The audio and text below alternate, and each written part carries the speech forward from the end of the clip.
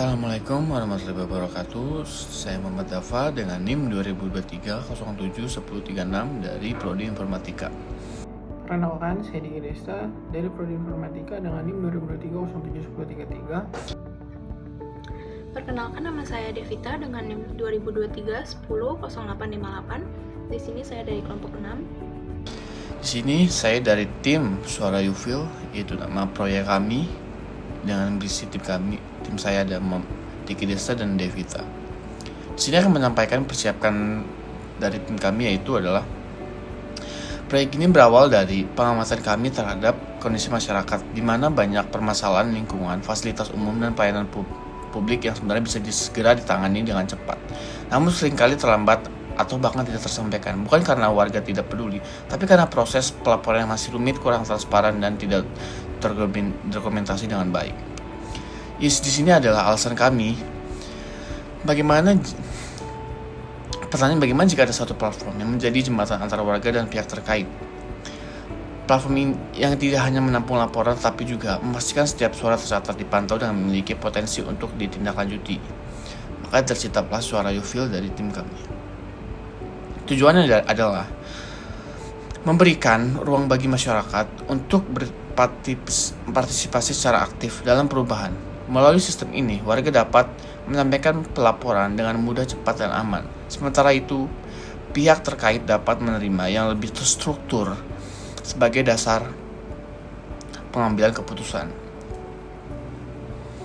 Rencana dan harapan kami adalah dalam perencanaannya Suara Yufil dikembangkan dengan baik pendekatannya yang berorientasi pada pengguna, mulai dari analisis kebutuhan warga, perancangan fitur pelaporan digital, hingga pengembangan sistem yang dan mudah diakses, yang sederhana.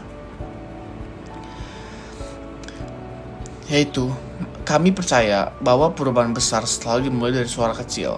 Dengan Suara Yufil dari proyek kami ingin membuktikan bahwa teknologi bisa menjadi alat pemberdayaan masyarakat. Pada bagian ini, saya akan menjelaskan tentang pelaksanaan dari proyek yang telah kelompok kami lakukan.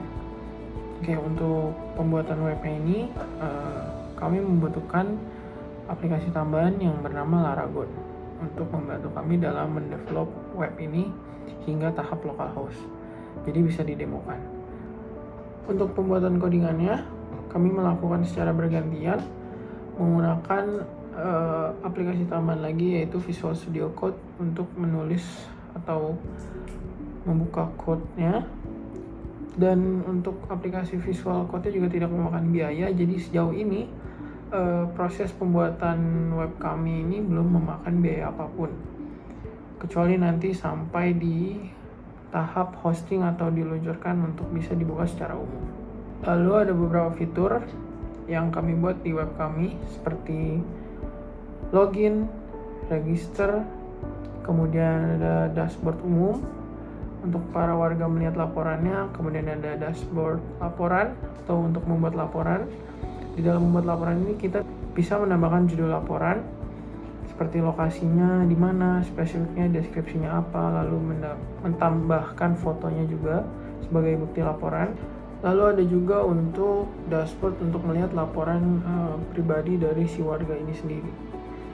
Setelah itu ada dashboard admin yang tentu untuk loginnya itu membutuhkan ID dan password yang dimiliki oleh admin itu sendiri, jadi tidak bisa dilogin oleh orang sembarangan.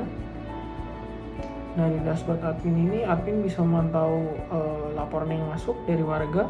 Admin juga tidak hanya memantau, tetapi memiliki beberapa aksi yang bisa dilakukan, seperti mengubah status laporan menjadi diproses, selesai, sampai menghapus laporan tersebut.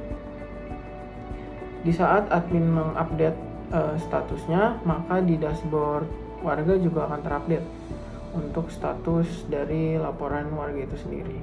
Dan admin juga bisa mengakses untuk laporan detailnya, jadi admin juga bisa melihat yang disampaikan seperti judulnya, deskripsinya, dan hingga bukti laporannya.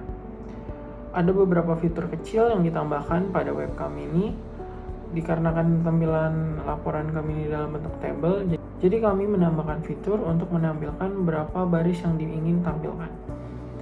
bisa 10, 20, hingga 100.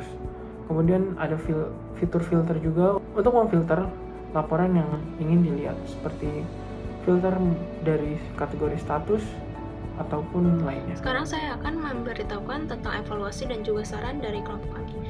Secara umum, proyek ini telah berhasil mencapai tujuan utama yang telah kami tetapkan, yaitu sistem pelaporan kerusakan berbasis web yang kami kembangkan itu mampu menjawab permasalahan awal, yaitu proses pelaporan yang sebelumnya masih manual, kurang transparan, dan juga sulit dipantau. Dengan adanya sistem ini, warga dapat melaporkan kerusakan secara online, memantau status laporan, serta melihat riwayat laporan mereka.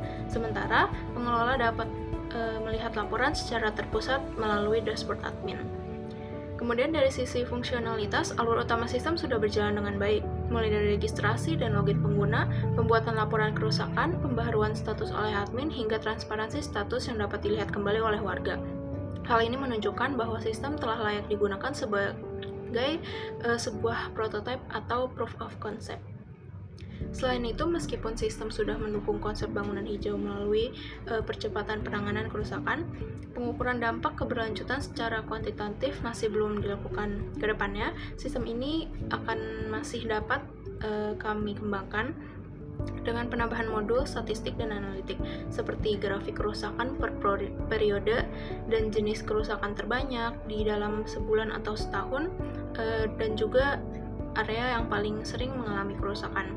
Data ini nantinya dapat membantu pengelola dalam merencanakan pemeliharaan jangka panjang yang lebih berkelanjutan.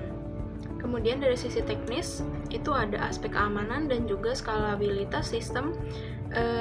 Itu masih berada dalam tahap dasar karena fokus dari proyek kami ini adalah pembuatan prototipe.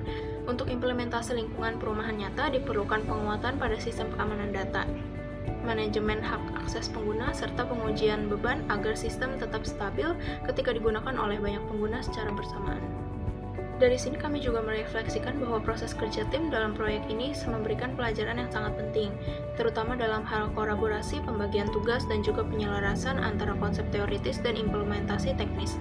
Tantangan yang kami hadapi selama ini justru membantu kami memahami dalam pengembangan sistem bahwa tidak hanya berfokus pada teknologi, tetapi juga berfokus pada kebutuhan pengguna dan juga konteks lingkungan yang ingin kami dukung ke depannya.